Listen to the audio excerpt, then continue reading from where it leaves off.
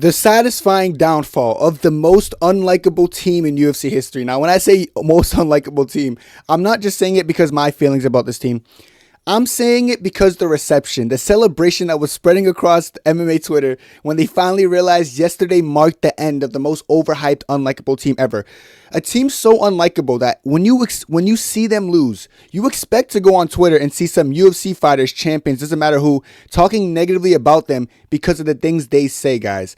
What makes the fighting nerds so unlikable, specifically the four main fighting nerds, because I'm not even getting to the fact that it's more than four people and they actually includes a woman on their team, but they kind of let her go when they found out she was losing and they realized it's going to be bad for the image because they wanted to uphold we're the undefeated fighting nerds, we never lost in the UFC, we're so gnarly, dude, we're cowbunga, dude, those kind of fighting nerds, everything about the fighting nerds is ridden in ego, specifically the four main ones, guys: Gene Silva, Mauricio Ruffy, Caio Borralho, and Prates. And we're going to talk about all of them individually and what makes them so unlikable as a team and as individuals, guys. First and foremost, let's start with Gene Silva because, brother, I know me a little bit happy when this happened. I'm sure some of you guys were. I'm sure the people like the casual Cowabunga fans, fuck, dude.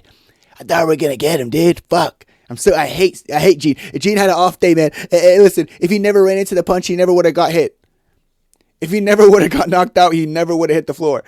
Hey, Shiba. All the excuses are so satisfying. Gene Silva, in my opinion, is probably the most unlikable one. For many reasons, we're going to get into it. First of all, he's a Brazilian who he reps an Israel flag more than he jacks Brazil, which is weird to me. And I don't care what your take on politics or whatever. I don't care if you're pre-Palestine, like a based, handsome guy. I don't care if you're like, yeah, dude, Israel runs the world, like a fucking, hey, Shiba. But my point is, Gene Silva is so unlikable, not only in that aspect, but the barking, how confident, how cocky he comes off. Like, he said before the fight, Lopez is nothing. I don't see Lopez as a fighter. He's just a little step into my way to the title. I'm the best, blah, blah, blah. Oh, you're the best, right? You're the best, right? You know what gets me more mad about Gene Silva specifically, guys? He's the type of fighter who's so just disingenuous. He's so fake, riddled in ego. He always acts like he's so buddy-buddy in the fight. First of all, him and Lopez had their history before the fight talking shit. He said he just doesn't like Lopez, all this stuff. But once he gets in the ring, yeah, let's touch gloves, please. Even before they touch gloves for the first time, I remember Diego Lopez saying, I'm going to do it one time at the start of the round, but don't be doing this buddy-buddy stuff. Because Diego Lopez understood what kind of fighter and dirty, sneaky, weird fighter Gene Silva is. Now, if you don't want to know what I'm talking about, I'm going to tell you guys. Gene Silva does this thing in fights where he, would get hit or he'll hit you. He'd be like, I got you, Dan. And you try to give you the buddy, like, yeah, shake my hands. I swear to you guys, I've been watching his film before the Lopez fights. He doesn't do it because he wants to be friendly. He does it to set up their opponent with some counters. Because after he does that, look at the fight with the Armenian guy with the spinning, who has a nasty spinning kicks. He did all this buddy stuff to him. Then he ends up knocking him out a couple seconds after. He did it to Lopez too. He was shaking Lopez at a good job, and then he boom. He lands like a combo. He does it to gaslight the opponent and put them into a lull, and then he goes for strikes and he lands flush on them because they're just not really used to him being so buddy and friendly. Now I know you could be like, people could just deny it, but it's just the fact that he has his game plan to try to get some of these knockouts is so sneaky and conniving and just fake and gross to me. And guess what? That didn't work against Lopez, right? Because you got overzealous because you thought you had him rocked after trying to fake some glove touches and you ran into a spinning elbow and got put to sleep. Fake, man. When I say fake, it's so satisfying. I loved every second of it. And like I said, when they lose, UFC fighters celebrate. You guys saw Nasruddin Imavov's tweet after the fact. He celebrated because people like Gene Silva, they can't mind their business. They always got to look around and just talk shit about everyone else. Doesn't matter what division they are. These cocky, ego-riddled people they're not who they think they are. So when they get put in bad positions, I'll say to Gene Silva, props to him. He was in a horrible position, but all that smiling stuff when he was getting his fucking face 12-6 elbow and he had all these cuts on his head. Do you guys see this guy's face after the fight, before and after? Yeah, brother, take a look at this guy. Someone who bit off on their own confidence, gets brutalized the first round, then runs into an elbow the second round. No fight. I don't want to say no fight IQ, but lack of fight IQ, and he gets embarrassed and it's satisfying. That's why the whole world was celebrating when he lost. And he was literally the end of the hype because we already seen prior what happened to the other fighting nerds, which brings me to my next point. The second most unlikable fighting nerd, Caio Borralho. Guys, there's so much listen, I don't dislike any of these guys. Maybe Gene Silva a little bit. Caio I don't even dislike like that. But first of all, how much of a pathological liar he is for no reason. Yeah, guys, by the way, DDP broke his ankle. Someone's going to have to fill in the Hamza fight. I'm going to be the short notice guy. I'm telling you, he's broke. He's going to be back in 2 years. Yeah, Ben Askren, RIP, he died. I heard news, and if someone called me, said he died. I know I'm not even trying to, like, it just doesn't make sense because he lies for no reason. You guys know, like, pathological liars, they just lie because they feel the need and feel the urge to lie to stay relevant and stay in headlines. I get those vibes from Caio Borralho, who literally lies with no purpose behind it outside of the love of the game. Like, dude, I love lying. I lie for the love of the game. It's weird to me, bro. It's crap. He just gives me weird vibes from that alone. And how two-faced he is. Now, same with Gene Silva. Gene Silva's going to beef with these guys, and then he's going to get in the ring, try to touch their glove and kiss them and like have a makeout session. What Caio Borralho does is, before a fight's booked, he will trash his opponent. Do you guys remember how bad he was trashing Nasruddin Imavov before the fight was officially booked? Saying Nasruddin was running from all this stuff and he hates the guy. This guy is a fucking pussy, you know? Like, respectfully, he's a fucking pussy. Respectfully, you know? I don't care about you. Nobody cares about you. And then when the fight's booked and fight week comes, he's like, dude, it's all love. No personal, just business. Yeah, man, it's all love. I love this guy to death. And then Nasruddin was like, I'm not buying that fake weirdo stuff. You know, Caio Borralho was talking all that shit, saying he hopes the worst for Nasruddin Imavov. But when push came to shove and fight week and he started coming face to face, all respect, all buddy. So confident he's going to run through Nasruddin Imavov. He goes in there and realizes he was nowhere near the skill of Imavov and gets masterclass the entirety of the fight. You know, then after the fight, he wants to try to take the humble route. Like, yeah, well, I went in there with one of the best strikers. No, you thought you were better. You got embarrassed. Take that L on the chin. Yeah, baby, take that L on the chin.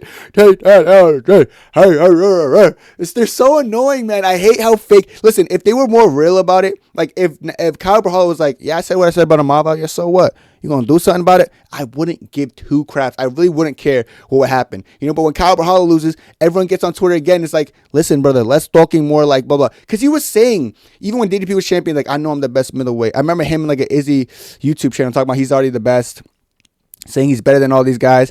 He gaslights all these people that he's so good. Then he goes in there, gets destroyed and embarrassed in a very one-sided fight. He got outskilled by Nasruddin Imavov, plain and simple. This guy's a pathological liar, and on top of all that, he's a two-faced person. And he lost the fight because he went in there with the expectations that he was way better than them. Similar to Gene Silva, what does that trace back to? Going in there with some delusional confidence because you're getting hype and you're riding the hype the fans are giving you. You go in there, you get humbled. It's called you're getting your ego checked, getting humbled.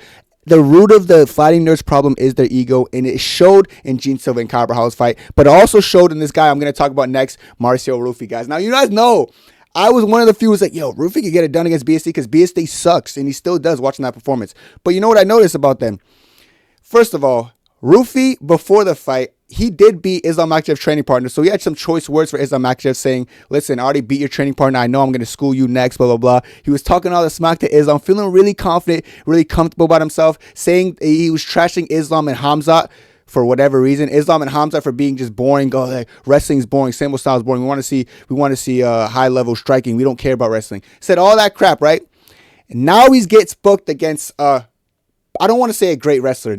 Benoit Saint-Denis, he's an all right wrestler. He's not all that. He's not like the big cake. He's not the celebration cake. He's more like the side dish cheesecake that you get from an off-brand Cheesecake Factory. Like he's not that good at wrestling. Guess what? That boring style he critiques so much. And listen, he was saying all that shit about Islam's training partner because he stuffed all his takedowns. I give him that. And he kind of pieced him up on the feet. He was saying all that about Islam's training partner. Gets put in there with BSD and literally gets taken down with ease. But when he gets up, it's just like a whole different ballgame. Suddenly, the flashy guy we're so used to seeing, so explosive, the best striker of all time, he looks sloppy. He looks goofy. He looks like he can't even stand properly. He looks like he's falling over himself. Then he ultimately gets submitted and finished by someone. After trashing grappling, trashing Islam, who's a champion, who everyone knows at this point, that fight wouldn't have been competitive. Look how you just struggled with Benoit Saint-Denis. And you had the audacity to say you're going to school Islam. What does this come back down to again? Like I said, the root of every single fighting nerds is their ego. They went in with some belief that they were the best and they're so much better and they'll cook the champion in their weight class. Then they go in there with someone who's significantly worse. The thing about this guy, the people beating these fighting nerds aren't all that great. Listen, I don't mind Diego Lopez, guys, but he's not that great. Like, his striking in that fight looked literally piss poor. Like, oh my goodness. He looked piss poor and he still beat Gene Silva. No offense to BSD. He's ass to me still. BSD's not all that good and he still goes in there and he smokes him. It all comes back down to the ego because they think they're better than they are. They get put in the situation, get put in the fight, beats on them, Dr. Dre, hands on them, lots of base. What happened? You guys supposed to be the best. What happened? Then you get embarrassed. Now, the last fighting nerd I'm going to talk about, who I think is the most likable, and most likable in his own sense. I do think, unlike everyone else, everyone's getting finished. Except Borralho, who's also good, but Borralho got schooled. Then there's Prates. He did get schooled over the course of 5 rounds against a short notice Ian Gary. So that wasn't Ian Gary's best, but I'm just thinking back at the time that Carlos Prates finished Charles Radke, one of Bilal's training partners. And I remember after he finished him with that clean knee to the body, I'll give him credit. Then he runs over to Bilal when Bilal's champion. He's like, I'm coming for you, brother. I'm coming for you. The fighting nerds, be careful. We're so good and handsome. And just like, Shibal.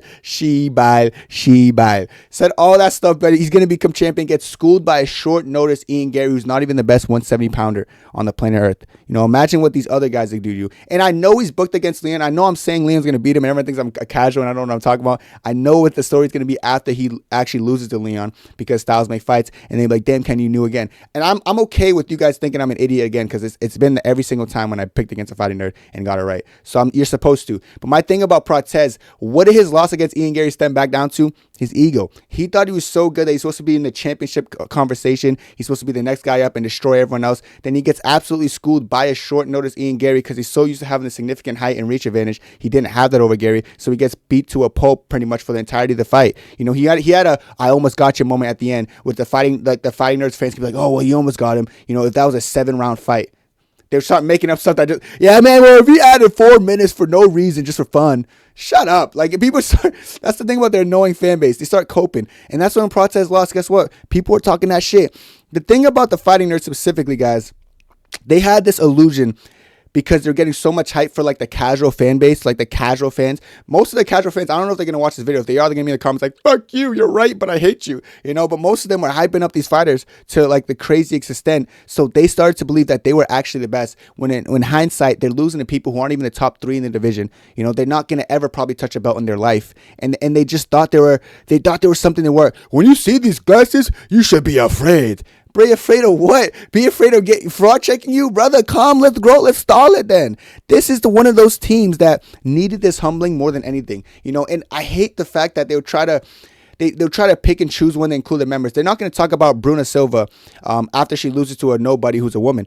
But they're going to try to glaze up Bruna Silva if she gets a win. Like, they pick and choose when to appropriately glaze these fighters. And it all comes down to their perception or how people perceive them. So they want to be perceived in the best scope. So they always try to add people or dismiss people from the group if something's going good or something's going bad, which just stems down to the ego of not wanting to look like bad fighters. Well, listen, bro, you don't have to look like bad fighters anymore, because guess what? In your last 6 fights, you're 1-5. Only guy who's won a fight is Carlos Prates against a shorter opponent, Jeff Neal, which actually was a good knockout. So credit to Carlos Prates actually getting wins, but everyone else is really losing to people who aren't even that great in the division. You're losing to people who aren't even top 5 in the division.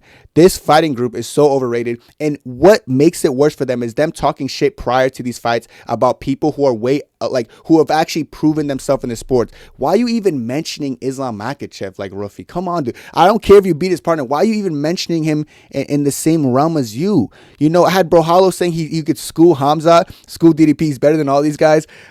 And you were not in that place to be speaking like that. We had Gene Silva saying, oh, Mavzar's a nobody. Even this fight week, he was like, Mavzar's a nobody.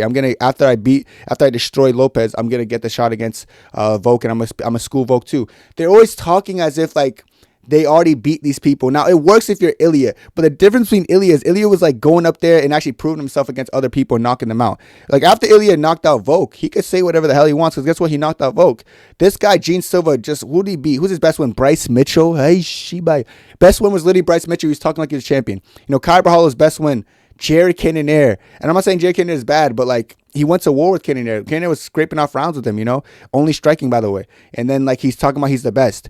Didn't really make sense. Mauricio Ruffy, who's his best win? It's a nobody. But he's talking like he was the best, talking like Islam better be careful, And then when Prates got that body kick KO on Radke, just the way he ran over to the fence, started talking shit to Bilal Muhammad. It's like, who do they think they are off of beating nobodies? And that's why everyone's celebrating the downfall of the fighting nerds. And what does the downfall all stem back to at the end of the day, guys? It stems back to their ego and them believing a little bit too much in their hype that they really shouldn't have believed. Like they said, thanks to them, there's a quote that went famous by every single fighter, because every time they lose a champion will comment this, or like a champion challenger, they're going to say, less talking, more training. That's what everyone's been saying since they lost, and it all happens to be UFC fighters, because what does that fight group do more than anything? They talk. They'll talk a lot of shit. They'll say, you guys are a lot of nobodies. You guys are all trash.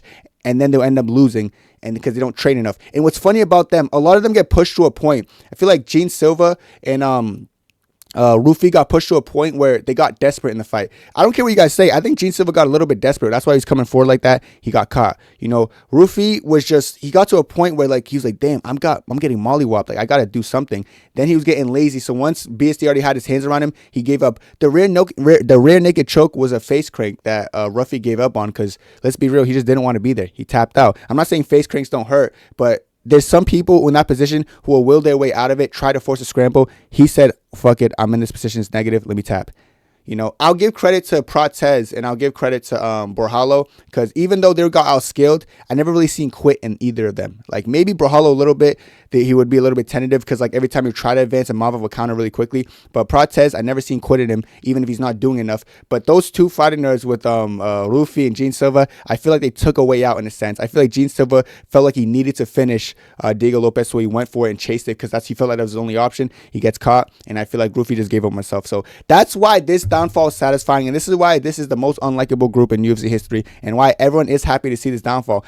Some people in the comments will be like, but I'm not happy. Yeah, but you have no hairline. You're born in Brooklyn. All right, my point. Don't know why I said that. But let me know what you guys think about the fighting nerds down below. All I know is I could think of that was the greatest fall off in UFC history. Less talking, more training. 2, 3, 4.